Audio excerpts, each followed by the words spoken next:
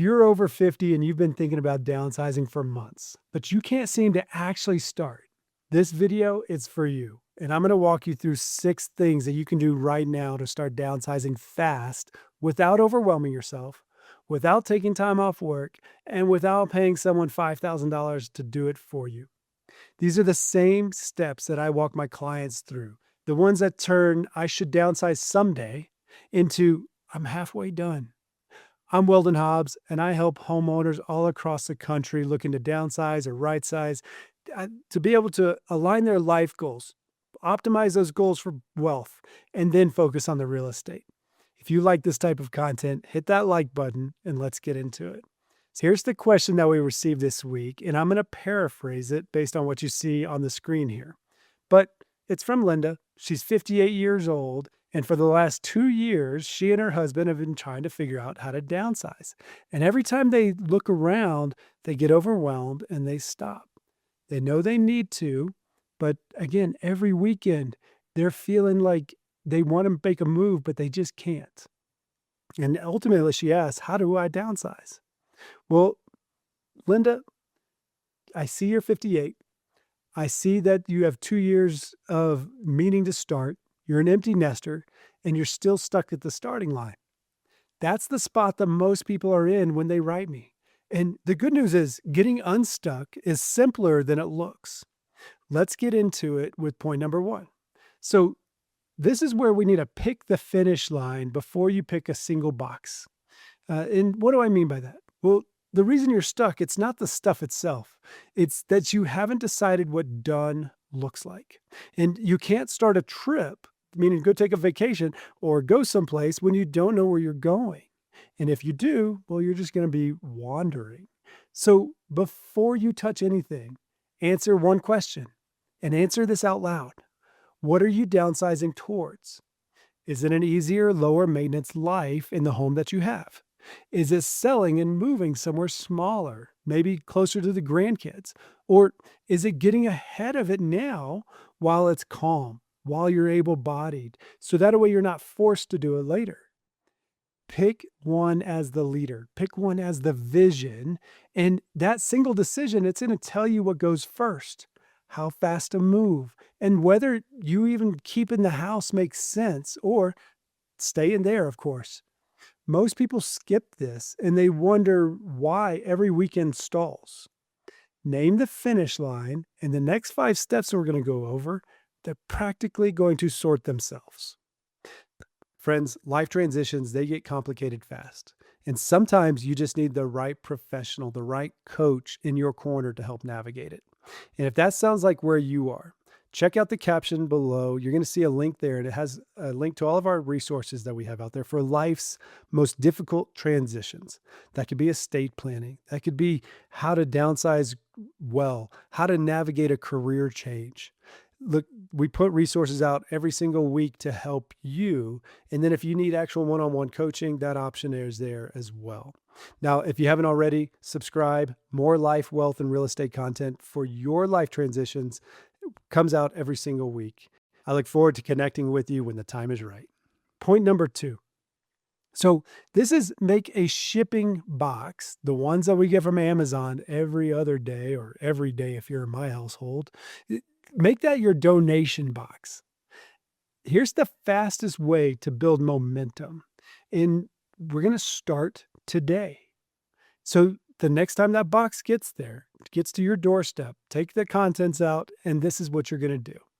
You're going to end up setting it down on the counter, on the kitchen table. Set it someplace where that you walk past all day, every day. That when you do that, it kind of becomes an eyesore. That's the trick. Every time that you pass it, it's a nudge. Drop something in it, get it done. One box in, one box out as it fills up. And you're downsizing without a single decluttering session. Those are real, those are needed, those are valid, but if time is on your side and we're just trying to get started, use this trick. Point number 3. This is what we call the 3 items a day trick. That's the whole goal. So if a whole room, if it feels like a mountain, stop looking at the room. Look at 3 things. That's the daily goal. 3 items out of the house. You can do that on your busiest day. But watch the math as we start to extrapolate this out. And I love downsizing math. 3 a day, that is 90 items in a month. Keep that up for a year, and that's over 1,000 things gone, and you never gave up a weekend once. This is how someday quietly becomes, I'm halfway done. Now, remember why you got stuck in the first place, okay? It wasn't a lack of effort. It was not knowing what you were aiming at, not having that vision of what you were working towards. Get that finish line clear, and all of these other steps, again, they start pulling in the same direction. And I'm going to tell you why I push so hard on starting now. One, you have that seed planted in your head. And two, get started. That's how we start to make progress, and it's on your own terms. Because I have a story for you. My mom, she kept meaning to downsize, and we heard it over the phone when we would talk to her. She said, someday I need to go, move from 3 bedrooms down to some other number. She needed to get rid of her stuff. She was recognizing that. But you know what happened? Her husband passed, and then she fell and broke both ankles just a couple weeks later. What we ended up having to do in just a few days, what would have been nice to have, 12, 18 months, but had to condense into a few days, that was a ton of decisions. That was exhausting decisions. And things did not happen on her timeline. It was a crisis downsizing. Every decision that we made during that time, it was made by exhaustion instead of intention. We know it costs more. We know it hurt more, and almost none of it had to. So starting in your 50s, while it's still your choice, that is a gift. Don't wait until the decision gets made for you. Starting in your 60s or 70s, it doesn't matter. As long as you're able-bodied, right? You have choice on your side. And that's what we're all looking for. Okay, point number 4. Start with one drawer that has no feelings. When you are overwhelmed, the worst place to start is the garage or the attic. It's too big, it's too emotional, too many memories that are stored there. Start with something benign. Start with the silverware drawer. And I know this is a oversimplified example, but it is a starting place. And when you think about it, it's tiny. There's nothing sentimental to it most of the time. And it's got a built-in boundary. The tray that fits in the little drawer, that's it. 5 minutes, clear it, wipe it, keep what makes sense. If it's just the 2 of you now and you don't need service for 12 people, maybe that's part of the downsizing. Maybe it's part of the thought process. And the part that matters here is every time you open that clean drawer, it is proof. Proof that you can do this without turning your whole life upside down. That one calm win, that becomes the fuel for the next room. Again, silverware drawer is pretty simplified, but maybe start with the pantry. Just one cloak closet. That's how we start to make momentum, is by starting small and then building to that. Okay, point number 5. This is the would I buy this today test. When you get stuck on a specific thing, and you're going to get stuck on a specific thing, who knows what it is, but the cleanest decision maker is this question here. If I saw this in a store today, would I buy it and would I bring it home? If the answer is no, you're not done. It goes in the box. No more debating. It works because it quietly moves the question from, do I have a memory attached to this, to, does this fit the life that I'm living right now? And at 58, with the kids gone, that's exactly the right question. You're not throwing away the past. You're making room for the chapter that you're actually in, or the one that you're preparing for. Okay, point number 6. Put it on the calendar. Small and repeating. Here's the one that makes the other 5 where they actually stick. So motivation, it fades quickly whenever we're staring at a mountain. And downsizing the entire house, that is a mountain, without a doubt. And it's going to be days into it. And then all of a sudden you're going to be like, I don't want to do this anymore. Well, if you schedule it out, a calendar, it does not lose motivation. So don't schedule a giant clean out that you're going to dread and then eventually cancel. Maybe schedule 15 minutes, same time, a few days a week. Remember, 15 minutes or three test, three things test, right? That kind of fits into there. But again, one drawer, one shelf, one corner. 15 minutes is too small to talk yourself out of. And small, it's what's actually going to finish the job. We all remember the tortoise and the hare.